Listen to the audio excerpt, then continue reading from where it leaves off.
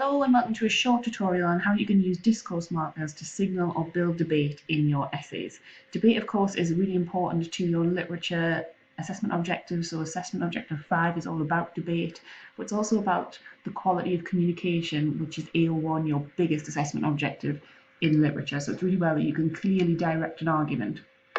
So what is a discourse marker? It's simply a word or a phrase that's designed to organise your writing into different sections. So all it is a signpost, a linguistic signpost to help us follow the thread of your argument, to help you guide us, take us by the hand, take us from point A to point B, all the way to the end of your essay. So you need to think about discourse marker as something that kind of links everything together, that shows the order and the organisation behind your thoughts. And they can be put in as you write, but they can also be put in when you finish and you're going back and you're editing. So the first collection of discourse markers will show the order of your ideas. So on the screen here, I'm sure is nothing new to you, but what I think you should do for each category of discourse markers is just jot down a few of your favourites, or maybe some that you use less often that can help kind of diversify your work. So to begin with is a common one to start an essay with. And then ordering your ideas firstly, secondly, thirdly will just help us know where we're going and show that you've put a bit of thought into it. And then you'll probably end with finally, or in conclusion, or in summary. But this bottom one is probably my favourite way to structure ideas.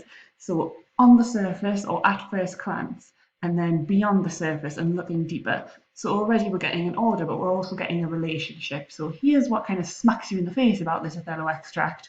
Here's what's glaringly obvious and seems to be going on, but here's what I've also thought about on a deeper level. So basically what you're doing is guiding the examiner through your thought process. So those last bullet points might be the ones that you want to note down today as something that you can put in your arsenal of discourse markers to show that you're thinking about debate. So it could be interpreted like this on the surface, but if you go a bit deeper, it could also suggest this. So the next category is developing that idea with evidence. So firstly, on the surface, it seems blah, blah, blah. And then you introduce your evidence with something like, for example, or for instance, or even such as. In red, I'm giving you a few examples of how you might do this in different ways. So often when I'm including evidence in my paragraphs, I'll use sentence starters such as, this is evident when, or this is echoed, or similarly evidenced by, and I'm building up that evidence trail. And so I'm really signaling to the examiner there that I've got lots of knowledge of the play. I'm not putting that in just to sound clever. I'm putting that in to say, look, here's my first bit of evidence, here's my second bit of evidence, give me all the marks because this is what you are looking for. I'm making it easy for them. I'm really pinpointing and having big flashing arrows as the things me marks for. So adding to your argument is a really good way to show that you've developed an idea. So if you think about the top of the mark scheme and you're thinking about band 4, that thoroughness comes from having lots of evidence and lots of different points that build to a cohesive argument. So additionally or in addition is going to be useful. Then comes the more category, so moreover, what is more, furthermore. Dead easy ones like also, besides, and just as is one of my favourites. So just as we pity Desdemona, we also pity Emilia, and those kind of connections. So you're really thinking about how your evidence links together. Not only this, but also that. So that helps to give some emphasis to the second point. So again, you're thinking about the relationship. So you're not just saying this and this and that. You're saying this, but more so that. And you're really doing that kind of evaluation and that critical thinking that shows a little bit more depth of analysis.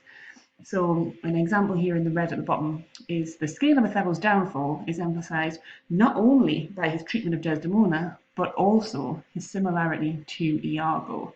So not only is it the way that he treats his wife that makes us feel a certain way towards him, but moreover, it's probably the fact that he's becoming more like the tragic villain. So this is slightly different in that it pushes an idea further. This category builds upon point A to reach point B. So whereas these, you could say, are roughly of equal importance. In addition, furthermore, they're all kind of on the same level. This one, you absolutely need to have convinced us of point A before you can convince us of point B. It's almost like kind of stepping stones, it's building up. So as a result, consequently, or in consequence, because, since, accordingly, hence, and thus. I love thus. It's the quickest one to get in, it makes you sound dead clever, but it's just really punchy. So an example would be, thus, while the audience pitied the innocent victim Desdemona, we also pitied the tragic hero whose Marcia has so misled him. So we have to pity his wife before we can pity him, because we have to feel sorry for what Desdemona is suffering, and sorry that he's inflicting it on her, and sorry that their relationship has been kind of brought down compared to where we met them at the beginning of the play. The next selection of discourse markers are about emphasizing a certain point. So you can do this really obviously by flagging it as your opinion, so the kind of conclusion to which you've arrived. So in my opinion, this is the standout moment of the play, or this is the real turning point for this character. But you might say things like, as a matter of fact, or in fact, and really emphasize what it is that you're talking about. Words like of course or indeed will help you do this, but a really good one is ultimately. And I think you guys have been using that a lot in your conclusions for your NEAs, and it's the kind of conclusion at which you arrive at. So you've kind of made this journey where you've pieced together equally important bits of information, you've built and developed an idea where point A has led you to point B, and here you really need to emphasize that more important point. So of course would be really useful.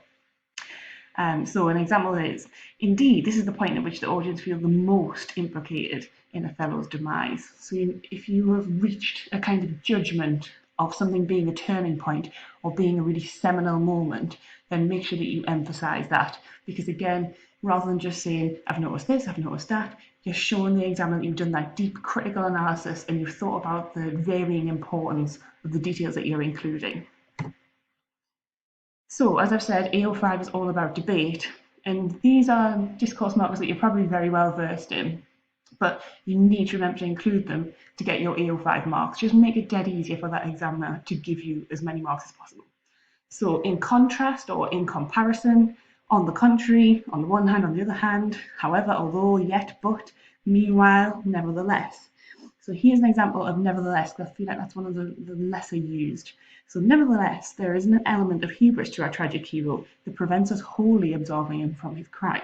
So if you've argued all the way through your essay that you feel really sorry for Othello, you can now kind of change lanes and say, nevertheless, that element of pride stops us completely sympathising with us, stops us feeling too sorry for him, and allows us to be a little bit kind of angry or maybe frustrated.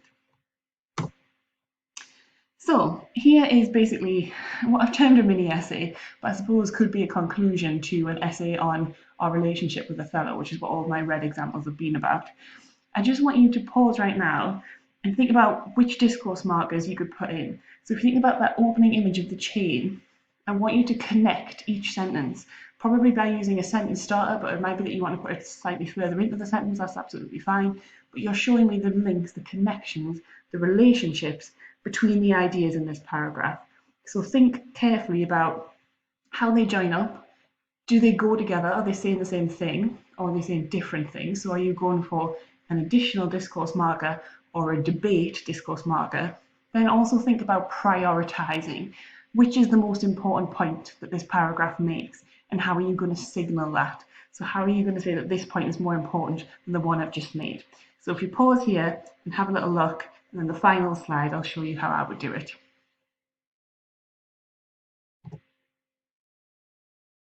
So I would start with a structural one. So to begin with, we respect him. And then I'm given an example of why we respect him. So for example, because of his wife, we appreciate those kind of qualities that she can notice in him. And then I change my relationship with Othello. So I begin with the respect, I give an example of why, yet his relationship with his lieutenant, blah, blah, blah, and actually we start to question him and we like him slightly less as the play progresses. And then I try and emphasize here by adding some extra information. So indeed, he frustrates and appalls us as the play progresses. So I've really changed and developed from this original idea of respect to actually, by the end, we're quite appalled. And then I arrive, where you would expect my most important point to be right at the end, thus ultimately. So because of all these ideas, here's what I've arrived at. So I've built up to this, I've added them up together. This is where it has led me to this conclusion. So this ultimately ties in nicely with that to begin with. It gives that reader, that examiner, a clear pathway, a clear journey, a map through the essay or through what they're about to read. So I hope that's been helpful. Good luck.